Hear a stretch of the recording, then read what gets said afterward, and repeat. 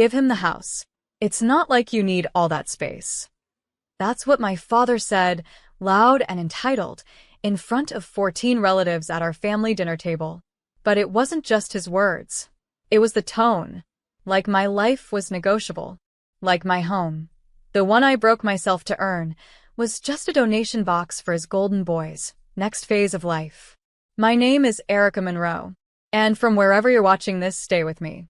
Because have you ever been treated like a placeholder, useful until someone more deserving came along? It happened 2 weeks after my brother Andrew's wife gave birth to their second child. The whole family gathered for one of those forced, tension-heavy dinners that always feel like a performance. The air was thick with overcooked beef and undercooked respect. Everyone was laughing, toasting, talking about how beautiful Andrew's family was. Mom kept wiping invisible tears like she was at an awards ceremony. Then, out of nowhere, Dad put down his fork, tapped his glass, and said, "We've been thinking." That's when my stomach sank. I've known that phrase since childhood. It never ends well for me. You've done great for yourself, sweetheart. Big house, no kids. Lots of space. He paused, glancing at Andrew, then back at me. Your brother's family is growing. They need more room. And it just makes sense you've got that 4-bedroom place all to yourself. You're barely there. The whole table went still. Not out of shock, but out of expectation. Mom sipped her wine. My cousin fiddled with her bracelet. No one looked at me. Andrew was smirking like he already had the keys. And that's when I knew this wasn't a suggestion. It was an ambush. I smiled. Not because I was okay, but because I was raised not to show teeth when I bleed.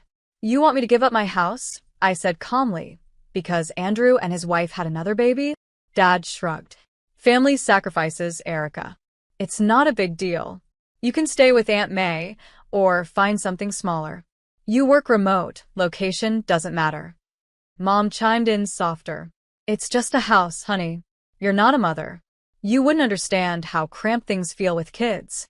And then Andrew, perfect, pompous Andrew, added with a chuckle. We take good care of it. Maybe even repaint that weird green wall of yours. Laughter. Actual laughter.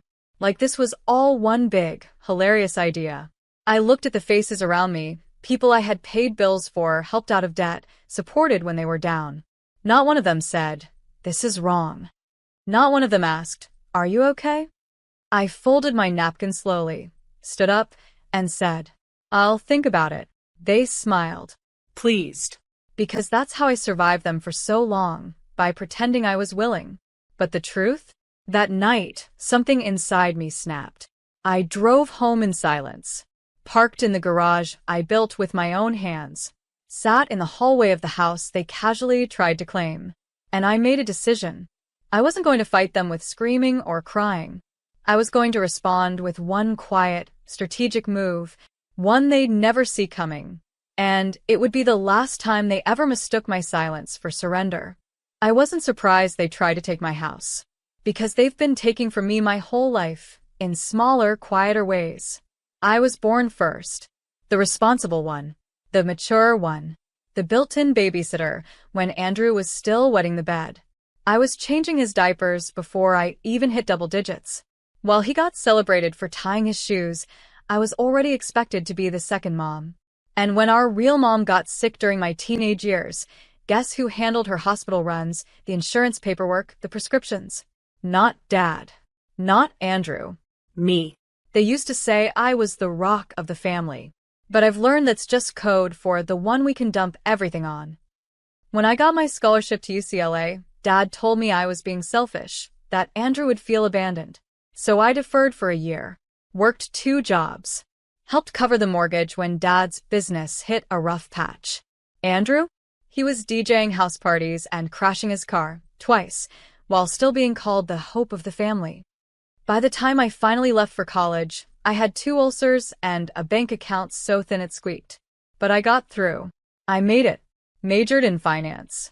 Took night classes. Graduated with honors. Landed a consulting job within a month. Meanwhile, Andrew got arrested for DUI twice. Spent a year unemployed, then married a girl he met at a bar because she grounded him. Spoiler, she didn't. But the family? They threw them a dream wedding, gave him a down payment for his first condo, toasted him like royalty. Me? When I bought my first house, I didn't even get a phone call. No, we're proud of you. No, you did it. Just mom texting. Make sure you don't overdecorate. It's tacky when single women try too hard. And now, they were acting like my home was an extra sandwich I could hand over at dinner. But here's the part they forgot.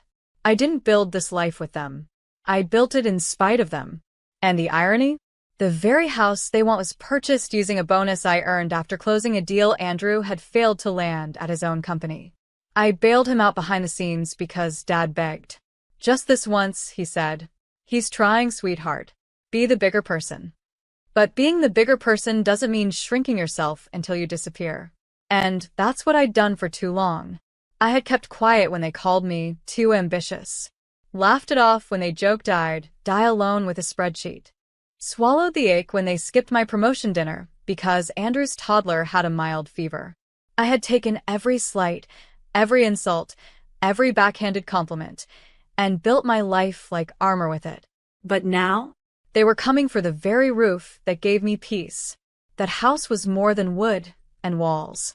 It was the first space I ever felt free. And I'll be damned if I let them strip me of it like they did everything else. They had no idea what I was capable of when pushed. But they were about to find out. And this time, I wasn't playing the role of the quiet, helpful daughter anymore.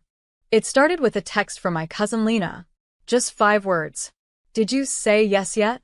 I stared at it confused. Then I replied, say yes to what? She sent a voice note back, whispering like she was scared someone might hear. Andrew told everyone you agreed. Aunt Celine said you're donating the house for the good of the family. Everyone's already talking like it's happening. My throat tightened. I hadn't even finished digesting the shock of the dinner ambush, and they were already spreading the lie that I'd agreed to hand over my home like some saintly big sister. It wasn't a misunderstanding. It was a setup. Later that night, I did what I should have done earlier. I checked the family group chat. I usually mute it, 67% recycled memes, 33% passive-aggressive digs. But when I scrolled back, I found it. 2 weeks before the dinner, Mom had sent a message. Let's make Andrew's transition as smooth as possible. Erica will do the right thing. She always does. We raised her well. Aunt Celine replied with a gif of someone clapping. Andrew added, she doesn't need all that space. It's time to step up. Step up? They were planning this before even asking me. Not just planning, counting on my compliance. I felt like I'd been shoved into a play where everyone had the script but me. That weekend, I ran into Uncle Mike at the grocery store. He smiled and said, heard you're giving your place to Andrew. About time someone showed some family spirit. And that's when I knew they'd already told the neighbors. This wasn't just a family dinner discussion. This was public narrative manipulation. I was being cast as the generous, childless auntie who made the noble sacrifice so the next generation could thrive. No one asked what I wanted. No one cared. They'd already decided what kind of story I belonged to. But they forgot something. I don't perform. I document. I save receipts, literal and emotional. And the more I listened, the more cracks I started seeing. Andrew had been unemployed for the last 4 months. Quietly. No one told me. The Lexus they gifted him? On a loan. In Dad's name. He missed 2 payments already. Their current condo? The lease was expiring. They were being evicted for unpaid rent. They didn't just want my house. They were depending on it. My place wasn't just a convenience, it was a lifeboat. And I was expected to drown quietly so they could float. That night, I pulled up every financial document I had. Cross-referenced family names. Remembered a conversation I had with our old tax advisor when I filed my own returns last year. Something didn't sit right. I requested a personal audit. And what I found next? It wasn't just emotional betrayal. It was financial theft. Thousands of dollars in deductions I never authorized. Loan activity under my name I never approved. All tied to one document.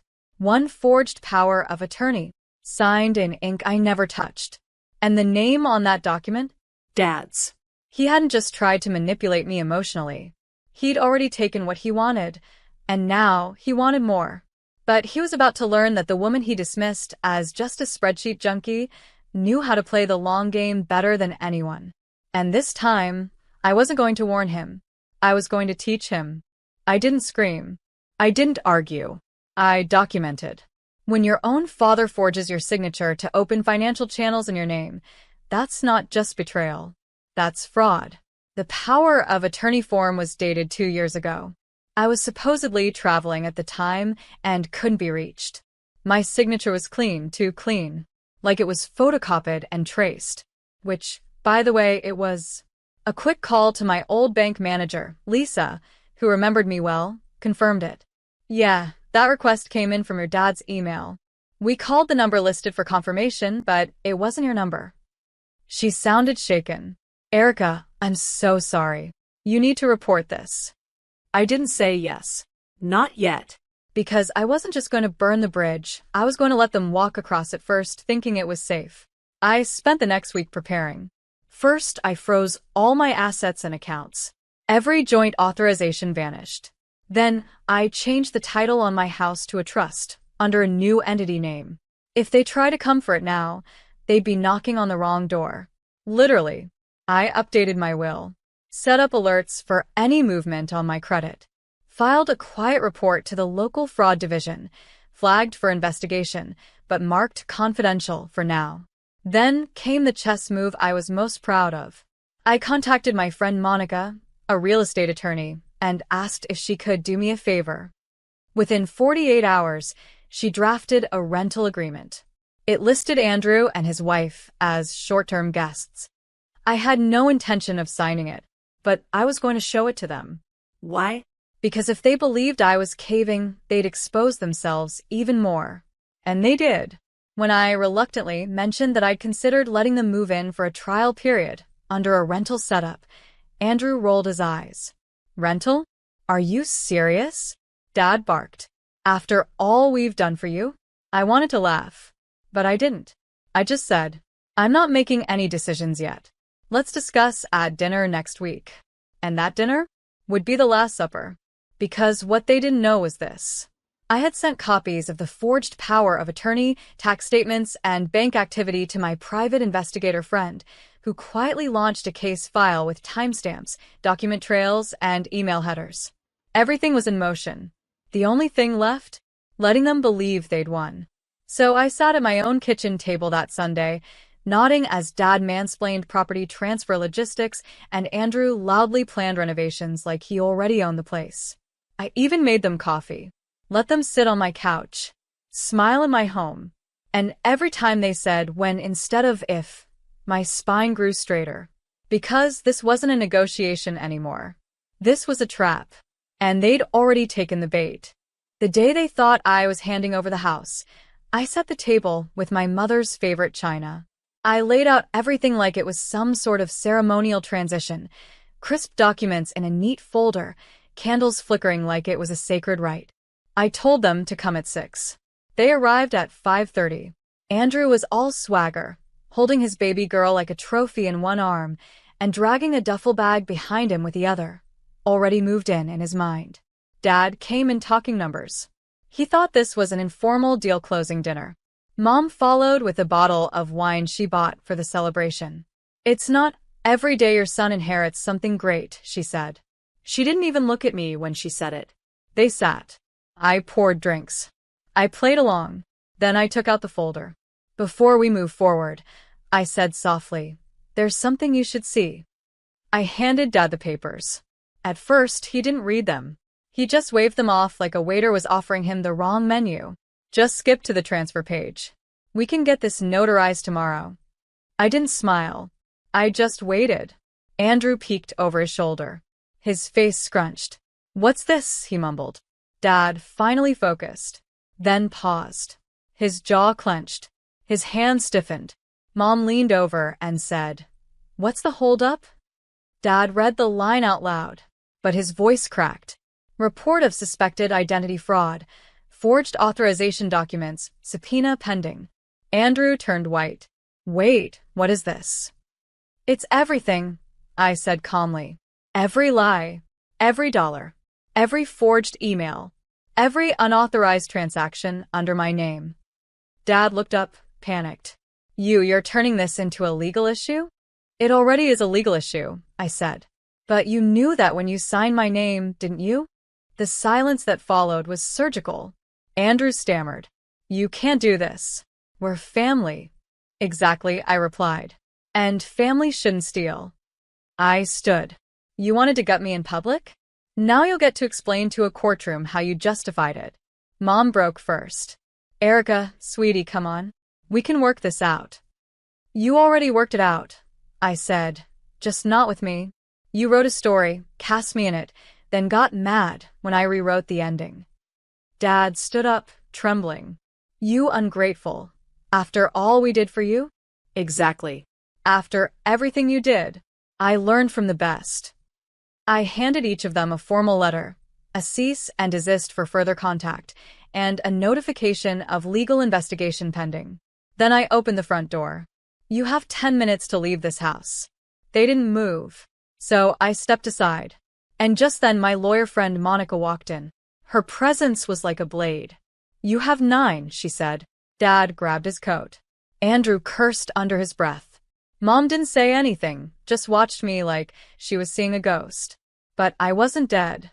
I was reborn. That night, I slept with my bedroom door open. For the first time in years, no part of the house felt haunted. Because the ghosts? They'd finally been evicted. It took less than 48 hours for the first cracks to show. On Monday morning, I got a call from Lisa, my former bank manager. Erica, she said cautiously, your father just came in. He tried to access one of your old accounts with a document claiming you authorized him. Again. But this time, security escorted him out. Then came the avalanche. I didn't need to lift a finger. The system they'd abused began closing in on them. The forged power of attorney was flagged by the fraud department. The IRS opened an inquiry into tax discrepancies spanning 3 years. The real estate board started looking into Andrew's sketchy financial history since he'd tried applying for a new mortgage under my credit rating. What they'd done wasn't just illegal. It was desperate. But here's the part no one talks about when you stand up to the people who raised you. They don't go down with silence. They go down swinging and smearing. I became the villain in their story. Within days, Mom sent a blast message to our extended relatives, saying I'd cut them off without mercy, that I was cold and forgot where I came from. I stayed quiet. But facts don't need defense. They just need daylight. And truth was pouring in fast. One by one, extended families started reaching out, asking what really happened. I didn't rant. I didn't beg for sympathy. I simply forwarded a single folder. Bank records, email chains, forged documents, and the audio recording of the dinner. Yes, I had it on tape. It spread like wildfire. Aunt Marcy called crying. Uncle Jerome apologized. Even my cousin Lena sent a message that just said, "They told us you were selfish. Turns out, you were just surviving." Meanwhile, Andrew's wife left him. She didn't even pack much, just took the baby, the Lexus keys, and left a sticky note on the fridge. Good luck inheriting that. Dad was forced to sell his tools to pay off some of the debt he'd tried hiding under my name. Mom was spotted at her old workplace, asking if they were still hiring. And for once, I felt nothing. Not glee. Not pity. Just closure. You see, they thought I was cold because I didn't cry at their table. But they never understood. My tears dried years ago, when I begged them to see me, and they blinked past me like I was furniture. I didn't destroy them. They destroyed themselves. All I did was stop carrying the debris. By the end of the month, they were ghosting everyone. Their phones rang unanswered. Their email auto-replied with "Please respect our privacy." Privacy? After they blasted my name in every chat thread from here to Arizona, now they wanted silence? They got it. Because the silence wasn't punishment. It was peace. And I was finally living in it, room by room, breath by breath, day by day. The house they tried to steal now felt like a temple.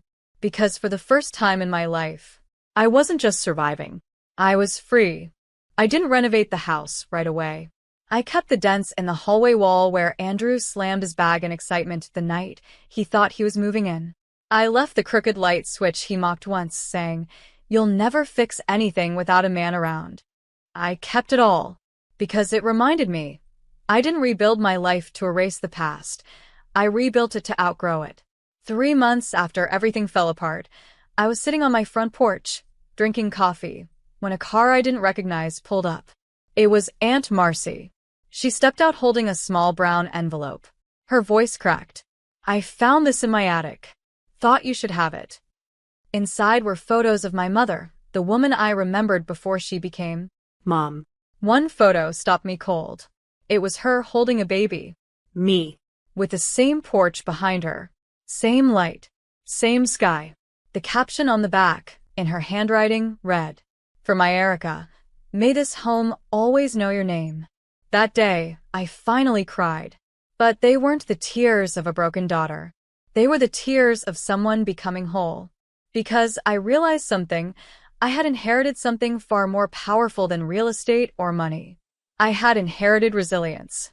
And I was done wasting it on people who mistook my kindness for consent. I went back to school, something I'd postponed for years. Earned a degree in financial forensics, because when your own family forges your signature, you learn to read between the numbers. I opened a small firm with Monica and Lisa. We called it Second Ledger, because sometimes your first story is written for you, and the second one? That's yours. We specialized in helping women untangle financial abuse. And our waiting list grew faster than I ever imagined. One day, a young woman walked into my office, soft-spoken, eyes downcast. She whispered, "My dad signed me into debt I didn't ask for." I thought I was crazy. I smiled. "You're not crazy. You're just not quiet anymore." My house became a home again, not because I filled it with things, but because I no longer filled it with doubt. I grew herbs on the windowsill, started painting again, got a cat named Ledger who had no respect for furniture, but all the time in the world to curl up beside me when I worked late. And on the first anniversary of that dinner, I hosted a meal of my own. But this time, it wasn't for people who used me. It was for people who saw me. We toasted with mismatched glasses, ate on folding chairs, laughed until we cried. I didn't give a speech. But when someone asked why I looked so peaceful, I said, "Because peace isn't when nothing's wrong. It's when you finally stop waiting for people to love you the right way and start loving yourself in the only way that matters, fully." That night, I closed the door, turned out the light, and stood in the quiet. No ghosts, no guilt, just me, still standing, still whole, still here. Exactly 1 year after that dinner, the one where my father stood over me, shouting that I owed my brother a home, I received a letter. Handwritten, no return address, just one word across the front. Family. I opened it slowly. Inside was a short note. It read, "We've been thinking about everything. Maybe we handled things wrong. Maybe you could reconsider it for the kids? They miss their aunt. Let's start over. Please." There was no apology. No ownership. Just a familiar manipulation, disguised as softness. I didn't reply. Instead, I walked to the fireplace I had rebuilt brick by brick, dropped the letter in, and watched it curl into ash. Some people don't deserve a second chance. Some people deserve distance and silence. A few days later, I heard that Andrew had moved into a cramped apartment across town. He'd taken up gig work. His wife filed for full custody. He wasn't handling it well. Dad had lost most of his connections. Turns out, forging your daughter's signature and misusing finances tends to stain your legacy, especially when court documents become public record. Mom was barely seen in town anymore. And yet, I didn't feel joy. I felt release. Because poetic justice isn't always loud. Sometimes it's quiet. A kitchen without yelling, a morning without fear, a dinner table set for people who actually care. That was my justice. One morning, while watering my herbs, I saw a moving truck pull up in front of my neighbor's house. A little girl stepped out, clinging to her mom's hand.